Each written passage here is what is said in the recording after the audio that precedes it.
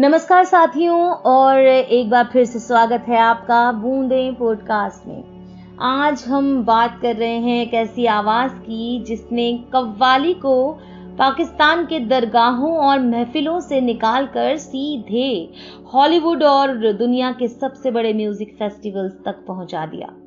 जी हां, आज हम याद कर रहे हैं कव्वाली के शहंशाह उस्ताद नुसरत फतेह अली खान साहब को। नुसरत साहब को संगीत विरासत में मिला था। वो 600 साल पुरानी कव्वाली की परंपरा से आते थे, लेकिन क्या आप जानते हैं, जब उन्होंने गाना शुरू किया तो वो एक सामान्य कव्वाल नहीं थे। उनकी आवाज शुरू में बहुत ऊंची और तेज मानी जाती थी, जो कव्वाली की पारंपरिक धीमी शैली से बिल्कुल अलग थी। उन्होंने नियमों को तोड़ा, उन्होंने कव्वाली को एक नया रूप दिया, उन्होंने अपनी आवाज को एक इंस्ट्रूमेंट बना दिया। उनकी गायकी में एक साथ दर्द भी था, इश्क भी था और अल्लाह से इबादत भी थी। जब वो गाते थे तो ऐसा लगता था जैसे समय ठहर गया है। नुसरत साहब की सबसे बड़ी कामयाबी ये थी कि उन्होंने पूर्वी संगीत और पश्चिमी संगीत के बीच के फासले को मिटा दिया।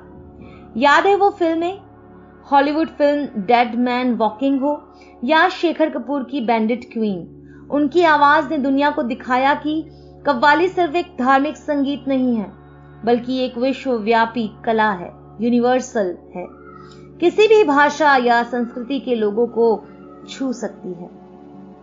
उन्होंने गानों में जो आलाप दिए, जो सरगम इस्तेमाल की, उसमें एक रूहानी मस्ती थी। आप उनकी गायकी की टेक्निक को भले ही ना समझें, लेकिन उनकी फीलिंग्स को आप जरूर महसूस कर सकते हैं। ये जादू ही उन्हें शहंशाह कव्वाली बनाता है।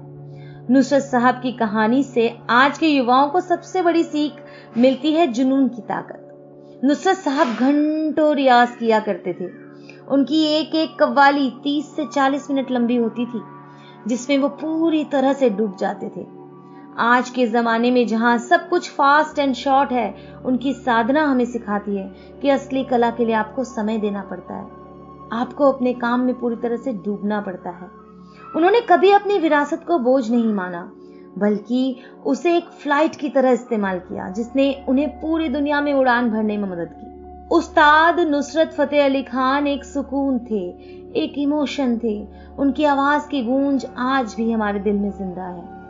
जब भी आप हताश महसूस करें या जब आपको अपने जुनून में गहराई लानी हो, तो एक बार उनकी कोई भी कव्वाली जरूर सुनिएगा। उनका संगीत, उनके संगीत की बूंदें आज भी हमें रूहानी सुकून देती हैं। आप हमें कमेंट्स में बताएं कि नुसरत साहब का कौन सा गाना या कव्वाली आपके दिल के सबसे करीब है।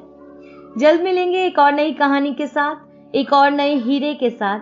तब तक के लिए सुनते रहिए बूंदे पॉडकास्ट। नमस्कार।